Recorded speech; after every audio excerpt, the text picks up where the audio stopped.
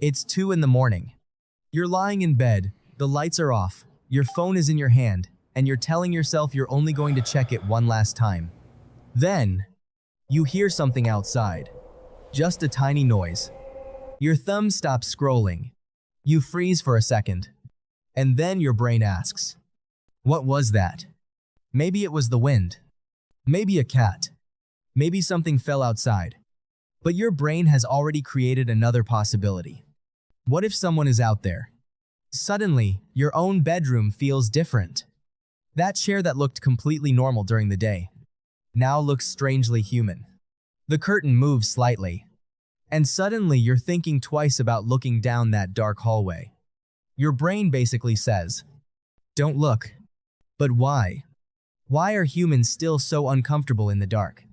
We're living in one of the safest periods in human history. We have locks, security cameras, motion sensors, emergency lights, and if we hear something strange, we have something our ancestors could never have imagined. A smartphone. So why does darkness still make our brains so alert? The answer isn't really in modern life. It's buried thousands of years in our past. For ancient humans, nighttime was completely different.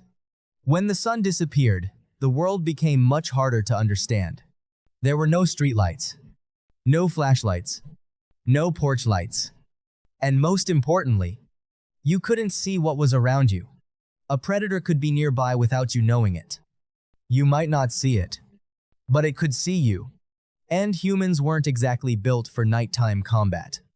We don't have a lion's claws. We don't have a wolf's teeth. We don't have an owl's night vision. And if a predator attacked from the darkness, our greatest advantage wasn't physical strength. It was our brain.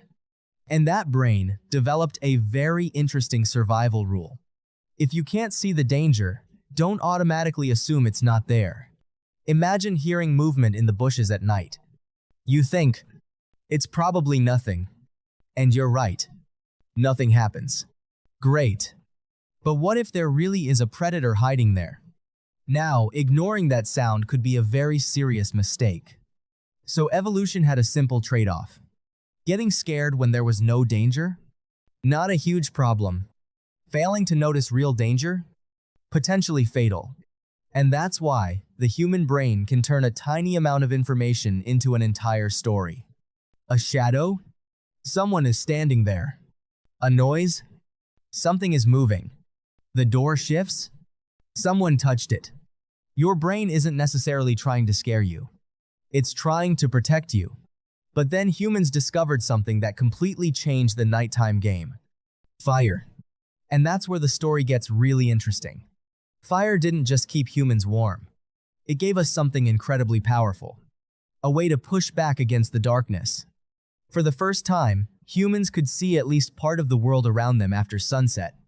And people didn't just sit around fires to cook food. They talked. They told stories.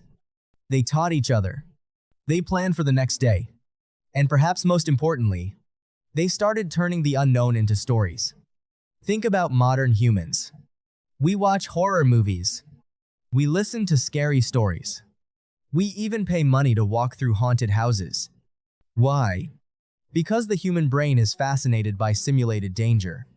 You know the monster on the screen isn't real. And yet your heart starts beating faster. You look toward the dark corner of the room. Then the scene ends. And you laugh. Because your brain understands two things at the same time. I'm safe.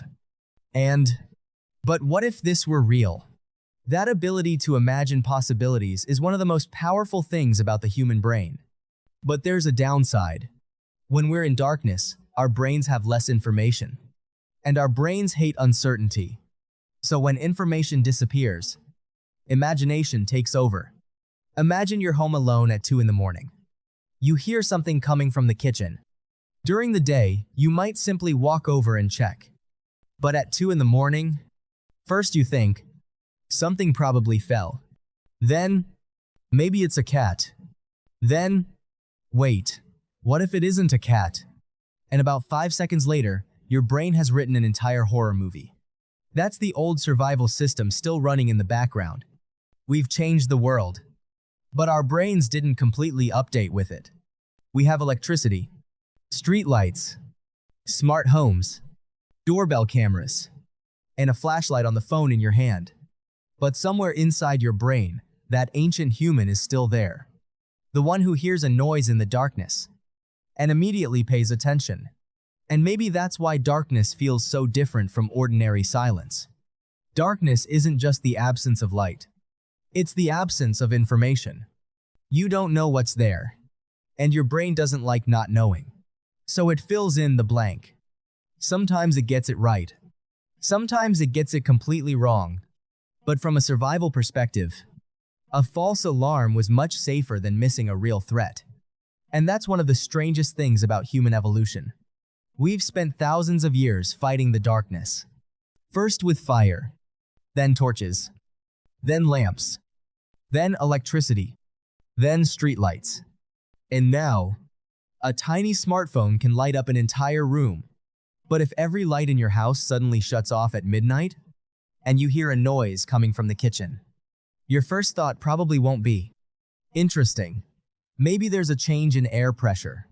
No, you'll think, who's in the kitchen? Because technology changed. Our world changed. We changed. But somewhere inside us, a tiny part of the ancient human is still sitting beside a fire, surrounded by darkness, listening carefully, wondering what might be listening back.